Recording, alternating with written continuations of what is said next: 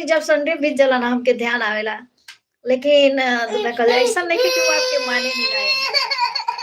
आई देख ली एक वो बेटी बड़ी आपका कितना ना परेशान कर तड़ी, जब जब देखे ली लाइव चलाओ तब तब इनकर अलग ही न से। ए मम्मी, मम्मी, ए मम्मी,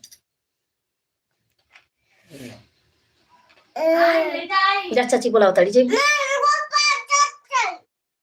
के पैसा चाहिए हो, जा दादाजी से मांग लिए, जा जा जा दादाजी से कह दिया ना, दादाजी चीज दिलवा दी मम्मी। बाबूजी को प्रणाम। ठीक बाटे, हम बाबूजी के प्रणाम बोल दे। और बाबूजी भी आपके बहुत माने नहीं, ठीक बाटे। कोनो ऐसा दिन ना होई ना जब पापा फोन कर सके तो आपके ना पूछत होखे, पापा भी बहुत आपके माने नहीं।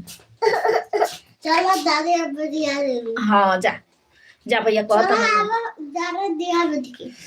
हां अम्मा दादा दिया देखी दो।